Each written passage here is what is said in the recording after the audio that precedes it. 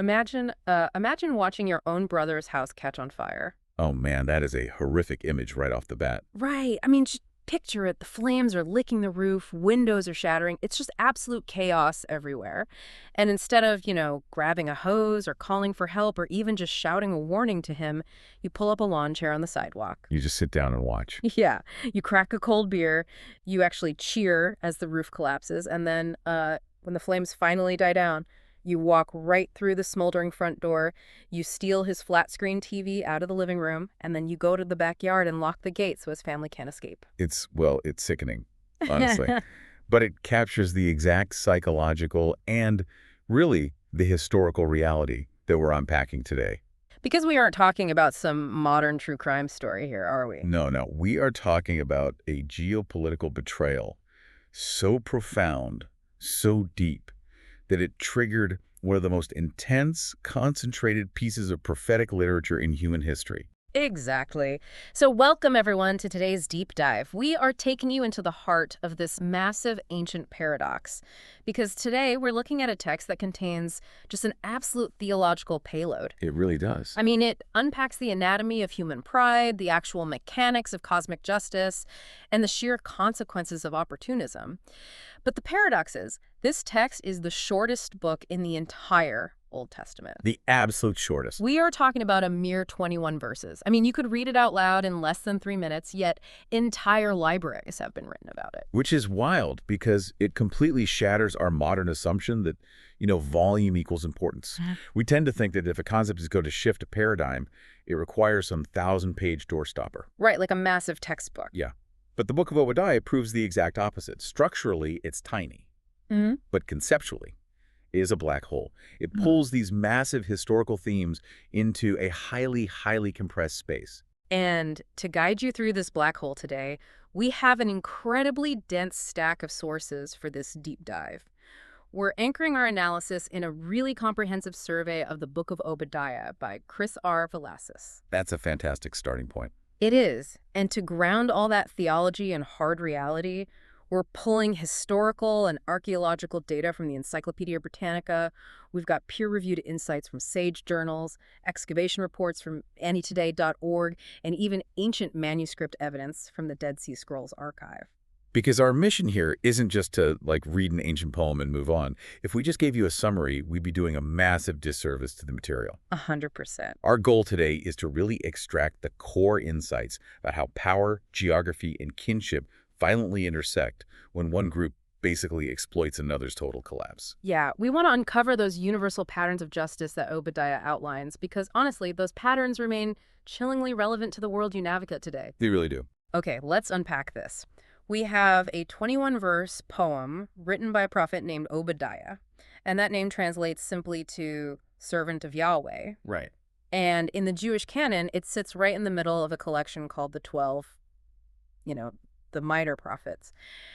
I've always found it interesting that they compiled these smaller texts together like that. Was there a specific reason Obadiah was placed exactly where it is? There actually is. The compilers of the Hebrew canon, they didn't just shove these 12 small books together to save on parchment. The 12 function as a unified literary and theological correction. So it's very intentional. Highly intentional. Obadiah's placement within that corpus is doing very specific heavy lifting. It sits there to highlight a really vital prophetic claim, which is that the God of Israel governs all nations, not just Israel. Oh, wow. Yeah, I mean, Obadiah is this targeted, laser-focused oracle against a neighboring nation called Edom. It basically acts as a massive billboard right in the middle of the minor prophets, declaring that divine justice does not stop at the border of the covenant people. So it's a huge universal claim. But to really grasp why this indictment is so intense, we have to look at the target. We have to look at the nation of Edom. Because you cannot understand the poetry of Obadiah without understanding the physical rocks of Edom. Exactly. And if you're listening to this right now and wondering why some ancient cliff matters to your life today, I want you to think about the ultimate safety net you are currently building for yourself. That's a good way to put it. Like your diversified portfolio, your career status, your literal home security system. Edom is the ancient equivalent of the ultimate untouchable fortress. Geography is destiny in the ancient world, and Edom is perhaps the greatest example of that. Let's actually locate them on the map. Edom was an Iron Age kingdom situated in the territory south and east of the Dead Sea. So essentially the region of modern-day southern Jordan. Correct. And its defining feature is its highly fortified highland geography. I mean, we are talking about a nation literally carved into rocky cliffs. I was actually reading the archaeological data from anitoday.org on this, and it completely shifted my perspective. I used to picture ancient Edom as just, I don't know, a handful of tough nomads living in caves. Right, surviving off whatever they could find in the desert. Exactly. But that is completely wrong. Edom was a highly complex, industrialized kingdom. They had major royal centers like the city of Bozrah, which archaeologists call Busera today. Yeah, Becerra's massive. But the detail that absolutely blew my mind was the Fainan region. Oh, the copper mines. Yes, the copper mines. The excavations at Kerbat Anahaz, they reveal massive, large-scale copper production. We're talking about thousands of ancient furnaces, literal mountains of black slag just left over from the smelting process. And in the Iron Age, copper was everything. It was a foundational resource for weapons, for tools, for wealth. So Edom didn't just have cliffs to hide in. They controlled lucrative highland trade routes. They had this massive industrial output, and they had arguably the best natural defense system on the planet. I mean, they were wealthy and they were armed. They were. And that unique convergence of wealth and impenetrable geography created a psychological phenomenon that the sources actually identify as a theology of self-reliance. A theology of self-reliance. I like that phrase. It perfectly describes it. Edom's pride wasn't merely vanity. It wasn't just some cultural sense of superiority. Their arrogance was empirically verified by their environment. They could just look outside and see it. Exactly. Yeah. They looked at their sheer cliffs, their strategic elevation, all that economic power flowing from the Fainan copper mines, and they made a theological calculation. They concluded that they were completely untouchable. I have to admit, looking at this from a purely modern, pragmatic perspective, I kind of sympathize with them. Really? How so? Well, think about it. If you are a vulnerable kingdom in the ancient Near East, surrounded by massive empires like Egypt and Assyria, you want to build your defenses where the enemy can't reach you. Sure, that makes tactical sense. It sounds exactly like modern tech billionaires buying up land in remote areas and building high-tech, self-sustaining doomsday bunkers into the sides of mountains. They aren't trying to be arrogant, they are just hedging against a global collapse. So why does the prophet condemn them for just having good national defense? That is a great pushback. Yeah. But there is a profound difference between practical defense and psychological hubris. And your bunker analogy actually illuminates this perfectly. Okay, lay it on me. Building a defense is practical.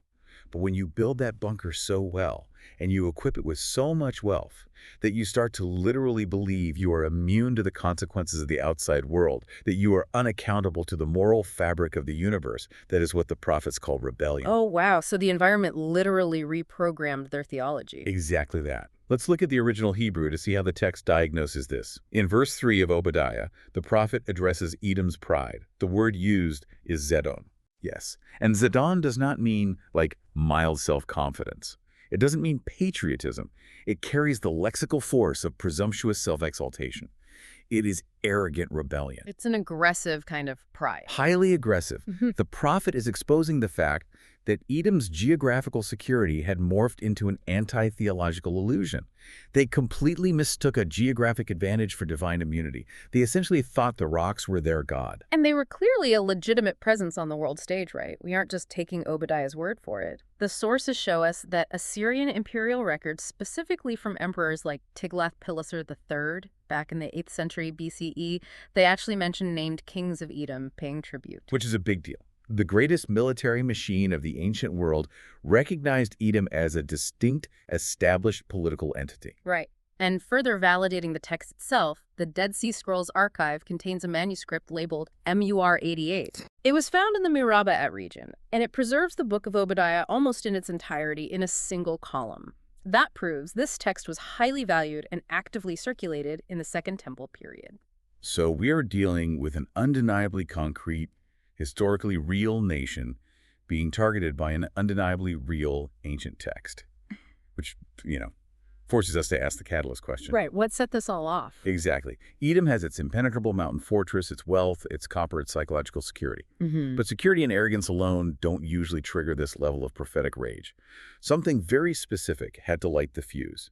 Obadiah isn't just some general philosophical critique of pride, it's a highly specific judicial sentencing for a very particular crime. And as we touched on at the beginning, it wasn't just a border dispute over trade routes. It was deeply, deeply uncomfortably personal. Obadiah frames this as the ultimate family feud. To understand the crime of Edom, you really have to rewind all the way back to the patriarchal origin stories in the book of Genesis.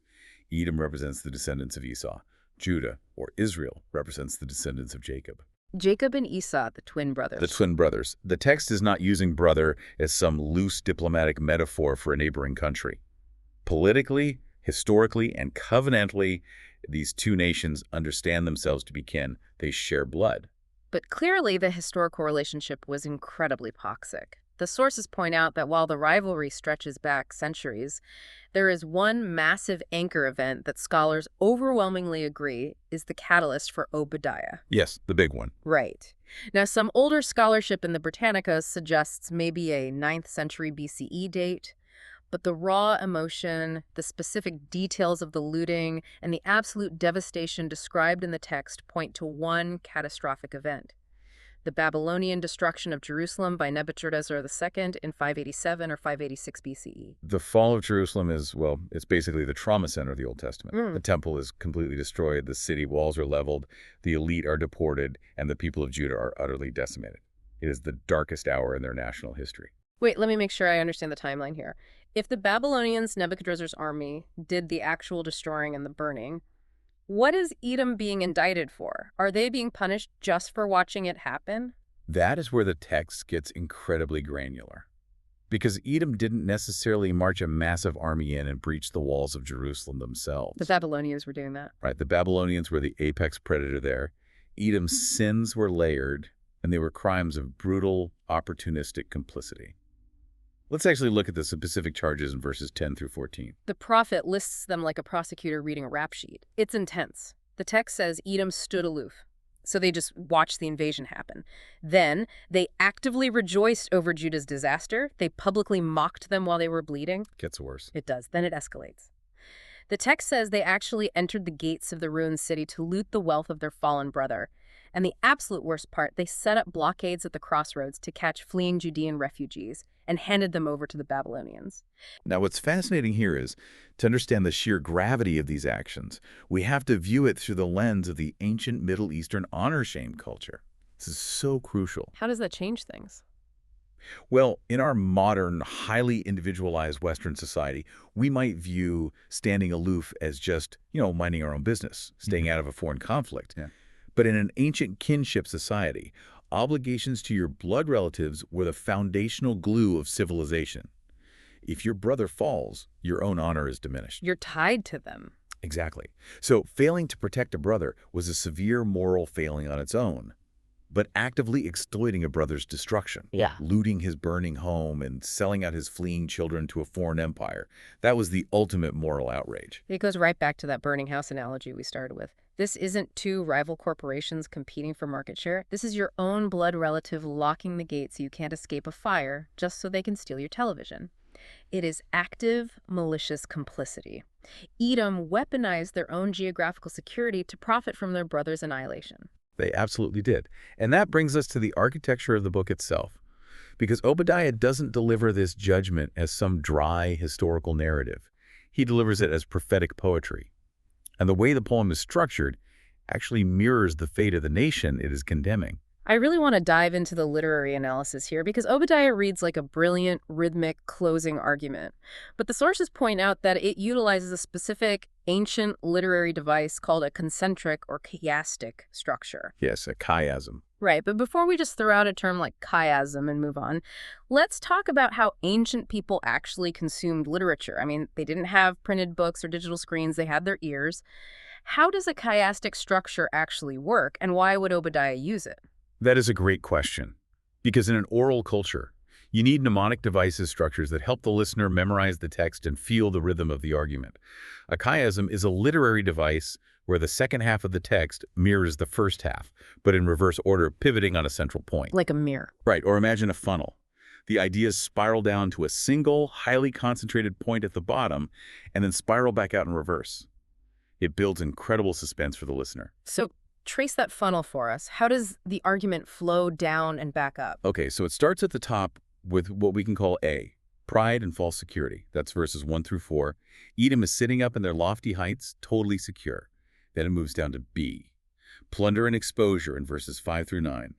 The destruction of Edom is suddenly announced, then down further to C, the betrayal of brother Judah in verses 10 through 14, which details the specific crimes of opportunism we just discussed. Okay, so pride leads to plunder, which was triggered by betrayal. That's the downward spiral into the funnel. Precisely. And then we hit the pivot, D, right at the center of the structure, verse 15. The day of the Lord. This is the hinge of the entire book. Everything pours into this single verse. And then it reverses. Yes, exactly. After that pivot, the text reverses back out. We get C prime, the reversal for Edom and the nations. Basically, they will face what they dished out. Then B prime, the restoration of Judah's inheritance. They get back what was plundered. And finally, A prime. The kingdom belongs to the Lord, completely replacing Edom's false pride from the very beginning. It's quite literally a mirror. The poetic structure itself reflects the judgment back onto the oppressor. And the imagery the prophet uses in that first half, the plunder section in verses 5 through 7, is vivid. He compares their coming destruction to thieves in the night and grape gatherers. Yeah, it's a very specific metaphor. He argues that if a thief breaks into your house, they only steal what they want. They leave the cheap stuff behind. If grape gatherers go through a vineyard, they always miss a few grapes in the dark. But God says to Edom, you will be stripped absolutely bare. Your hidden treasures will be completely searched out. Nothing left behind. Right. Think about a modern corporate audit or a bankruptcy liquidation. They don't just take the big assets. They go through every single file, every hidden offshore account, and they expose it all to the light. It is a pronouncement of total, comprehensive systemic collapse. Yeah. God is auditing Edom, and nothing will be left hidden in the rocks. But the judgment actually goes beyond just their physical wealth. Verses 8 and 9 declare that their famed wise men of the district of Teman and their mighty warriors will be completely destroyed. That specific detail really stood out to me. I mean, I completely understand destroying the warriors. You have to dismantle their military defense if you are invading a bunker. But why specifically target the wise men? Why does an ancient prophet care about their intellectuals? What did ancient wisdom even look like in Teman? Well, in the ancient Near East, wisdom wasn't just about knowing proverbs or philosophy. Wisdom was highly practical. It meant political cunning. Oh, like strategy. Exactly. It meant having brilliant diplomats, military strategists, and counselors who knew exactly how to forge alliances and play empires against each other. Edom, specifically the region of Teman, was historically renowned for this intellectual tradition. Their diplomacy was just as much a shield as their sheer cliffs. So they thought they could outthink any threat. Even if the walls fell, they could negotiate their way out of it. Exactly. What God is doing in this oracle is systematically dismantling every single pillar of their false security. He is taking down their geography, their wealth, their military alliances, and their intellectual superiority. God is proving that no amount of human strategy, no matter how politically savvy or technologically advanced, can outmaneuver divine justice. Which brings us right to the bottom of the funnel we were just talking about, the exact center of the poem, verse 15.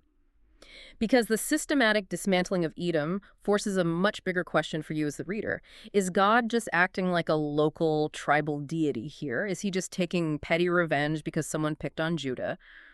Or is there a larger universal mechanism at play? Let's spend some real time pulling apart verse 15, because the sources identify this as the absolute core of the book. It really is. Verse 15 is where the book explodes outward. The specific phrase used is the day of the Lord. And to an ancient Israelite, the day of the Lord was a terrifying and awe-inspiring concept.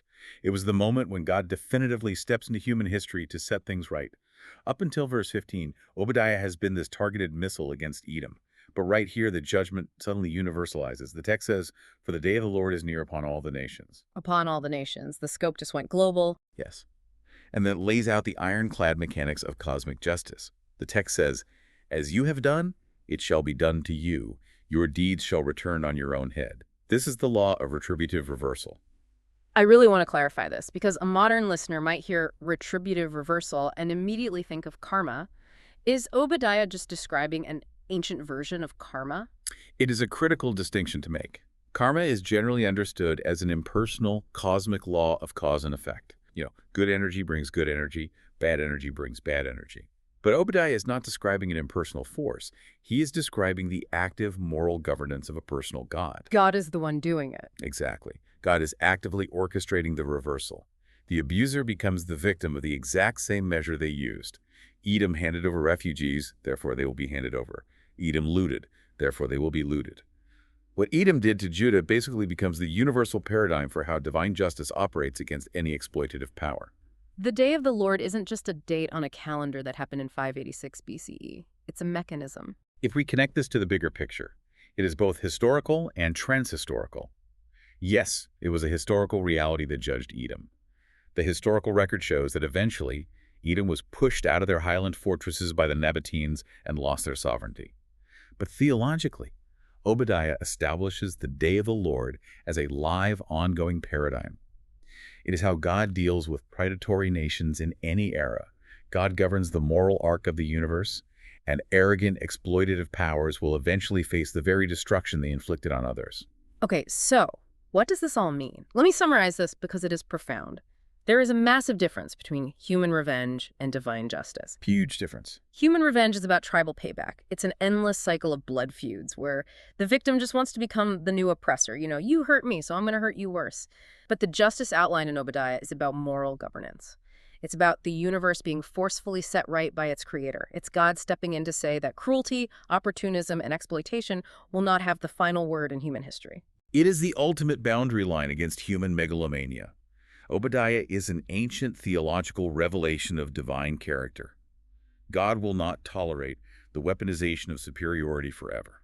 And I think it's important to pause here and state clearly that as we analyze this text, we are entirely focused on the historical theology presented in the sources. We are dealing with intense concepts today: geopolitical conflict, borders, national pride.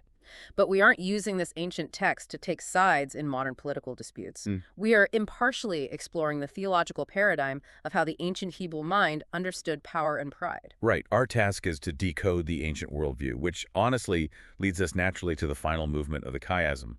Because if Obadiah just ended at verse 15 with the complete destruction of Edom and the judgment of all nations, it would be an overwhelmingly dark book. It's totally bleak. Yeah, it would just be a pessimistic tragedy about endless destruction. But the concentric structure demands a reversal back out of the funnel. The true climax of the book is actually what survives the fire. Let's look at verses 17 through 21. This is the restoration phase. The text pivots from the smoldering ruins of Edom back to the land of Judah. The prophet promises that the land will be re-inhabited. The exiles who were hunted down and scattered at the crossroads will return, and Mount Zion, the central sacred hill of Jerusalem, will become a place of deliverance and holiness. This is the ultimate theological payoff of the entire book. The final word of Obadiah is not, Edom is destroyed. The final lingering note in verse 21 is a monumental declaration. The kingdom shall be the Lord's. The Hebrew term used there for kingdom is melua. Melua. Yes. It denotes royal dominion, kingship, the sovereign reign. The prophet is setting up a massive contrast. He is contrasting the temporary, arrogant kingdoms of men like Edom, sitting up there in their rocky clefts, relying on their copper wealth and their wise men, with the eternal, unshakable kingdom of God. It's a complete shift in power. Utterly. Human empires rise and fall based on violence, opportunism, and pride. But God's Melah outlasts them all. And what characterizes God's reign? Not exploitation, but the deliverance and restoration of his covenant people. The Chrisar Velasquez survey specifically outlines a Christ-centered interpretation of Obadiah for those reading this text within the broader Christian biblical arc. How does a 21-verse oracle about an Iron Age kingdom map onto the New Testament? Because on the surface, a brutal ancient territorial dispute doesn't immediately sound like the gospel. It maps beautifully, actually, through what theologians call redemptive patterns. Obadiah isn't just offering a vague moral platitude about the importance of being humble. It is establishing a distinct, recurring pattern of humbled exaltation. Humbled exaltation. Yeah. The proud, the self-reliant, and the oppressive are brought low by divine justice. Meanwhile, the lowly, the victimized, and the broken are vindicated, elevated, and restored. This is the exact pattern that anticipates the entire narrative arc of the New Testament. The ultimate pattern of humbled exaltation being Christ himself humiliated on a cross, yet exalted over all nations. Exactly. Furthermore, the specific promise of a restored kingdom on Mount Zion, a kingdom characterized by deliverance rather than destruction, canonically anticipates the messianic reign. Even the Apostle Paul, writing centuries later in the New Testament book of Romans, chapter 9, reaches all the way back to this specific Jacob and Esau dynamic. Oh, really? Paul brings them up. He does. Paul uses their historical relationship to explain the profound and complex theology of divine election and mercy.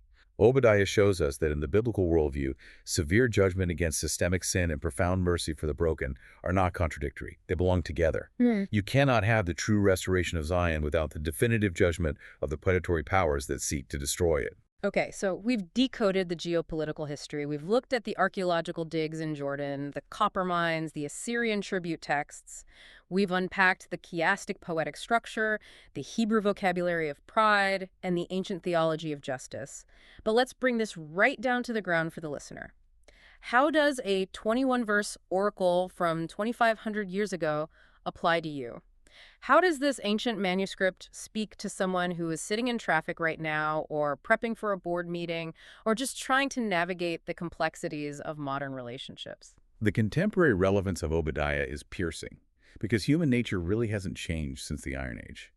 Fundamentally, this book is a dire warning about the misuse of power and the weaponization of superiority. And that superiority can take incredibly diverse forms today.